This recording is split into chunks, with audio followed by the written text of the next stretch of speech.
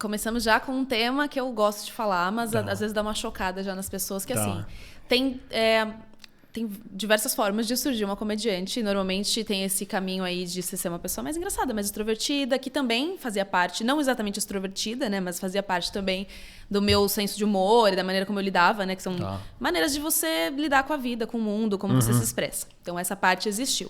Mas especificamente no meu caso, não foi a criança, não foi por conta da criança engraçada divertida da turma, nem nada. Foi um caso até bem específico, bem comum, na real, que minha mãe sofria de violência doméstica em casa com meu pai. Olha, caraca. E eu descobri que o meu senso de humor acalmava o meu pai. Olha. Então eu fui meio que moldando a minha personalidade para acalmar o meu pai, para fazer com que ele se distraísse e não agredisse a minha mãe. Essa é a história. E era uma coisa totalmente sua, né? Porque você, imagina, você pequena, você não tinha como pensar em fazer isso. Acho que era uma coisa que acontecia naturalmente. Não. E o que é estranho, né, até hoje o meu pai era muito bem-humorado. Então, assim, eu só tive que ter essa defesa, né, aprendi a ter essa defesa porque eu tinha que defender para distraí-lo, eu tinha que entender o humor dele para conseguir fazer ele com que ele ficasse mais calmo, mais tranquilo.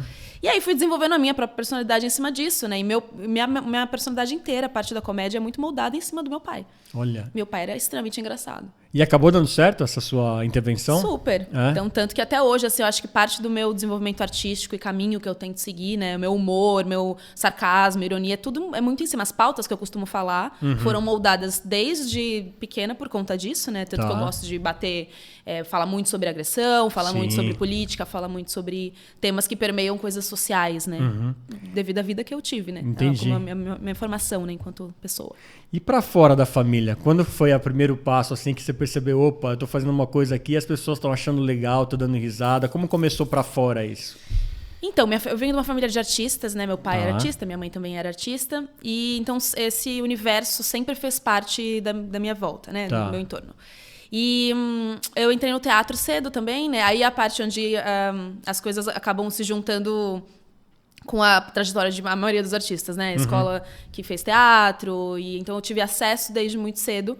E já gostava de cara, sempre quis fazer. A parte especificamente de ser engraçada, eu lembro que eu demorei um tempo para entender. Porque eu sempre fui muito molecona, assim. Então a minha parte estava muito na coisa de comunicação. Eu gostava de... eu sempre fui uma pessoa muito apaziguadora nos meus amigos. E a forma de você deixar o ambiente leve sempre né? Uma delas é muito através do humor.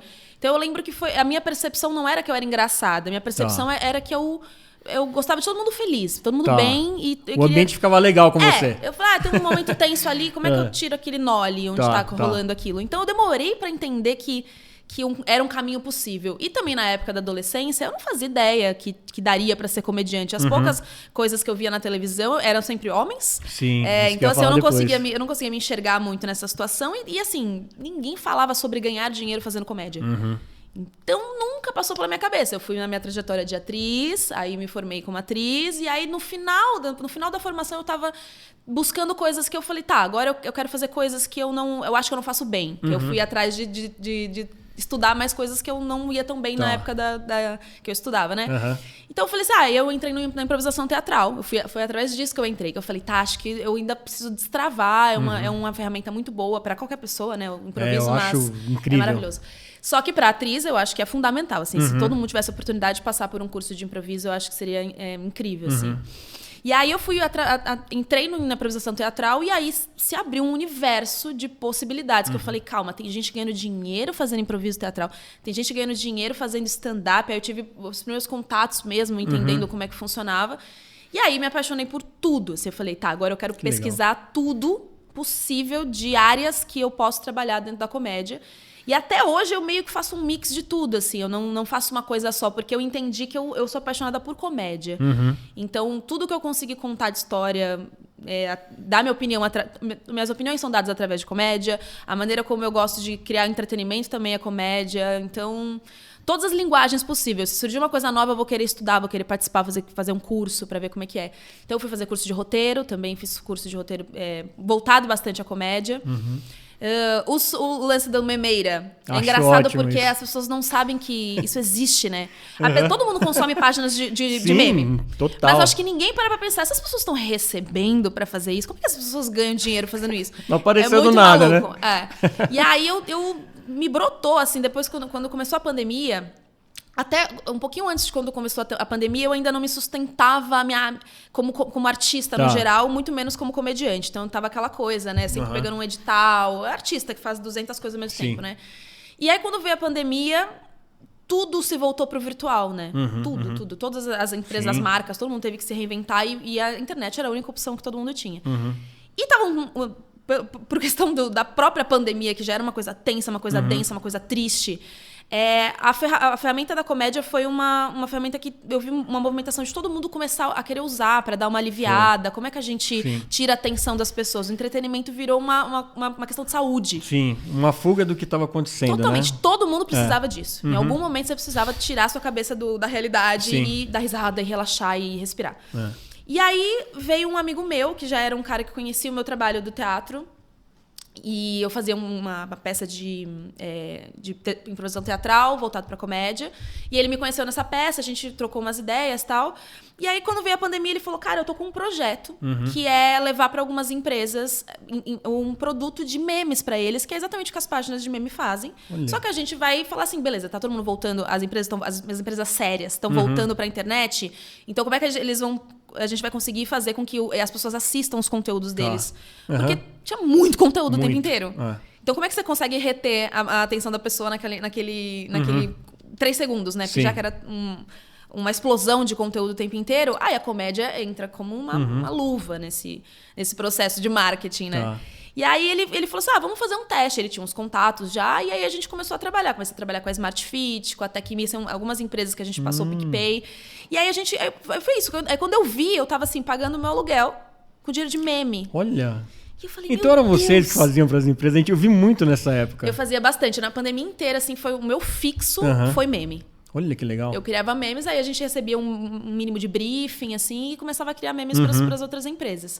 Junto com isso veio o trabalho político, que também começou com os memes. Tá.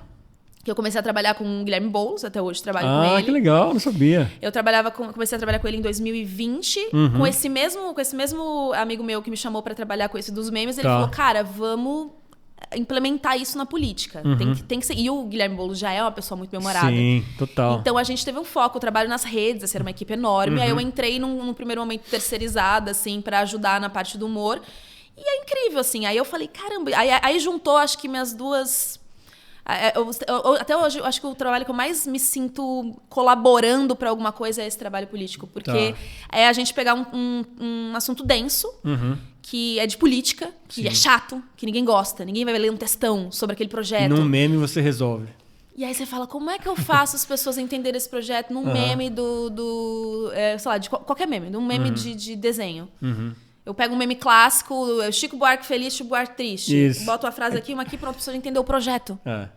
E aí você comecei a pirar, assim, nesse universo. Aí passou a primeira campanha, eu fiz parte, aí na segunda também. E agora eu tô fixa na comunicação dele. Que legal. Tá super legal, assim, eu tô super feliz. Já planejando já pro ano que vem, né? As próximas eleições.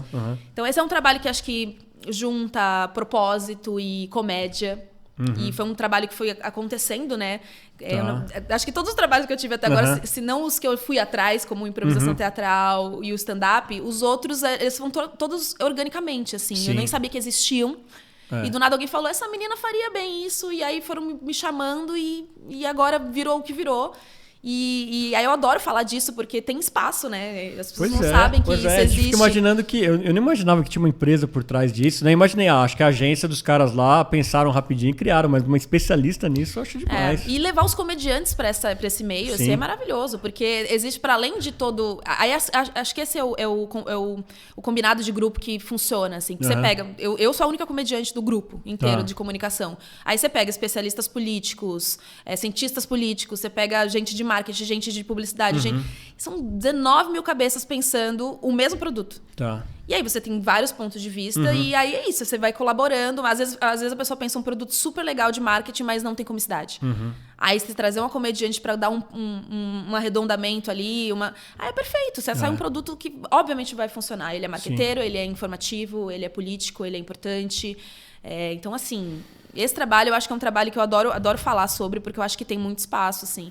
Agora, no ano passado, fizeram o Lulaverso do Lula. Aquela página gigantesca, e ela ajudou pra caramba na eleição dele. E aquela página é como se fosse uma página B do Lula, né? Então, assim, tudo que não pode ser postado na página oficial do Lula, porque questão de, tom, tá na página B. Então, você tem um trabalho muito importante, é super engraçado e tal.